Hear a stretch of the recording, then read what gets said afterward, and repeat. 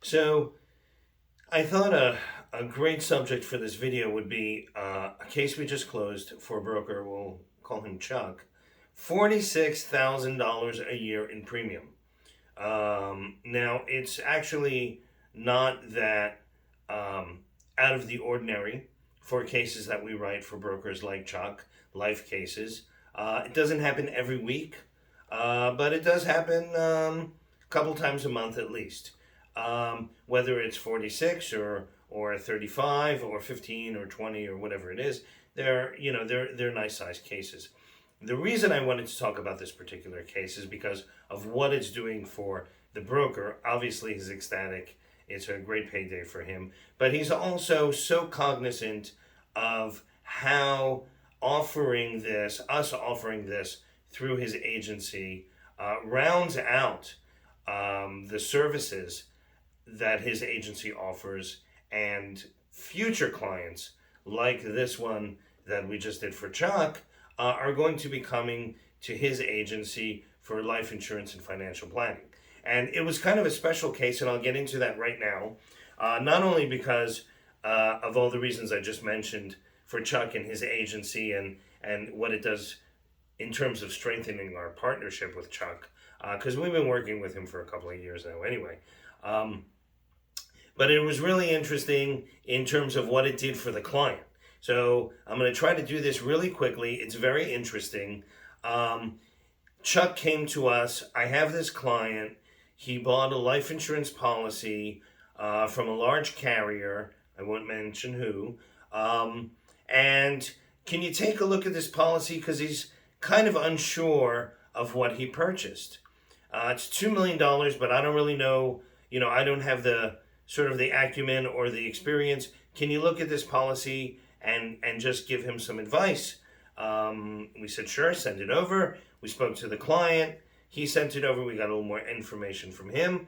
We looked at the policy. And when we spoke to the client thought that he had purchased a whole life policy.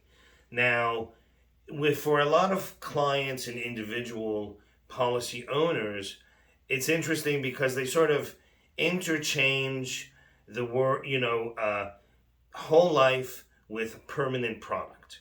So those are kind of interchangeable phrases, but they're really not the same.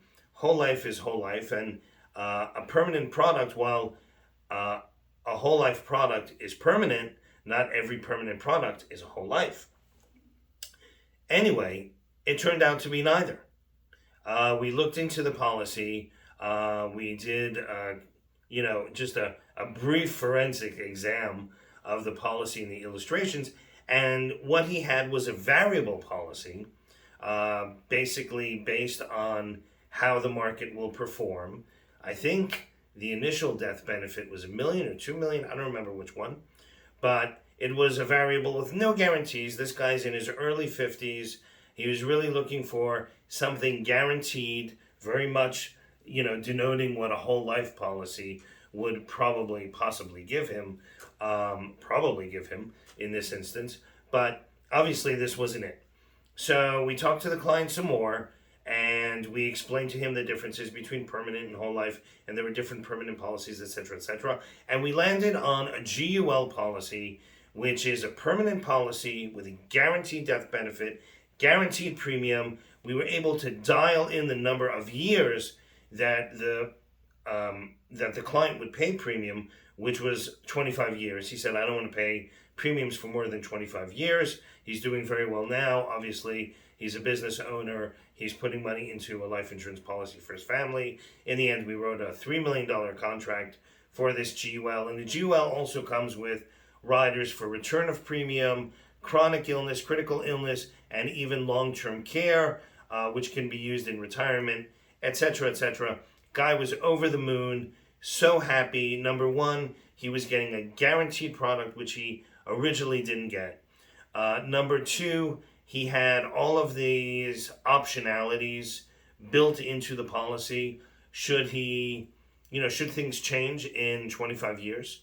Um, and he was just thrilled with the service, thrilled with the knowledge base that we were able to provide, thrilled with the professionalism, and it all circled back. I just got a call over the weekend from Chuck, the broker, who said, I ran into him in the neighborhood on the weekend and he thanked me profusely. He said, "Isn't that weird? I should be thanking him." All of that premium, right? So, I just wanted to share this. This happens pretty much, again, a couple times a month. Maybe not as big as 46, even though we have written larger cases, and I'm talking regular cases, not premium finance, regular cases that have gone up to 60 or 70 $1,000 a year in premium. What's interesting, interesting side note about this particular policy or this particular broker, a case that we did for this broker a few months ago was a collateral assignment for a PNC client of his that was a dentist opening a new dental office, and he was taking out a loan for $750,000, and he needed just a term life insurance policy to collateralize the debt obligation to the bank, etc., etc., etc. We do it all the time with business owners and when they're opening businesses. And that premium was a whopping $218 a year. I think it was 200. Yeah, 218, because it was only, the guy was in his early 30s. It was for a 10-year product, 10-year term, and I believe it was like $218 or $250 a year. I don't even remember. But obviously we treated that policy with the same importance as we did this policy for $46,000 in premium. And when I say that, I'm not saying for us it's the same. Obviously, we're human, and $46,000 in premium is a lot different than a $218 a year premium, but it's a necessity for this business owner. And the business owner needs it to collateralize the debt obligation. And then he's going to obviously be insuring his dental practice through the PNC agency, through Chuck, right? So, that's, of course, a byproduct of this. And in addition to that, this guy is 30 years old, he's single, whatever it is. You never know what's going to happen down the road, or at least that's the way we think about it. We say, okay, this dentist, obviously, he's making a substantial amount of money as a dentist. Eventually, he may get married, he may look into retirement planning, he may look into a number of things, and we serviced him so well on this very, very minuscule policy, but he's going to remember the service that he got from us, and he'll be back. And that's what we're basically doing. If the policy is a big policy, great. That's the harvest. If a policy is a small policy, great. We're planting the seeds for those future big policies. So, I'm sending this email out because I'm sort of, it's a challenge to you out there, to PNC brokers and agency owners. How long are you going to wait to add this kind of service to your agency? And, above and beyond the revenue, it's really about the additional service and how well-rounded your agency becomes once you start offering life, financial planning, health, and everything, all of the peripheral products that come along with it. So anyway, we'd love to hear from you. Hope you are having a